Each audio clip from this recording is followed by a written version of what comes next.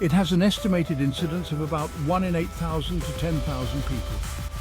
Typically, it presents within the first 2 decades of life, but central vision loss may not occur until later.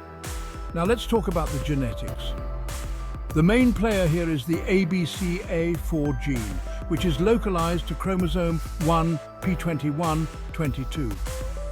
This gene is quite large, with over 900 identified disease-causing mutations. Around 60 to 70% of patients with stargardt disease have a detectable mutation in the ABCA4 gene. Interestingly, it's estimated that about 1 in 20 people are carriers of this mutation. So, what does ABCA4 do? It encodes a protein that's involved in the visual cycle. However, when there's a mutation in ABCA4, it leads to the production of a dysfunctional protein. This causes a buildup of lipofuscin in the subretinal space. Lipofuscin is a complex mixture of bisretinoid fluorophores accumulated by retinal pigment epithelium (RPE) cells. Unlike other cells in the RPE, lipofuscin forms from a non-enzymatic reaction of vitamin A aldehyde in photoreceptor cells. This material is then transferred to the RPE via the phagocytosis of photoreceptor outer segments.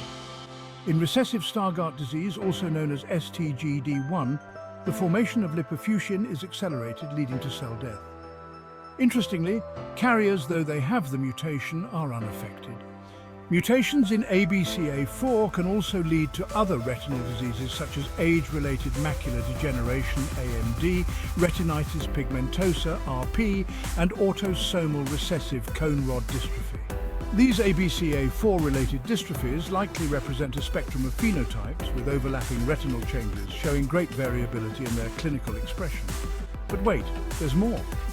In addition to recessive stargardt disease, there are rarer forms inherited as dominant traits.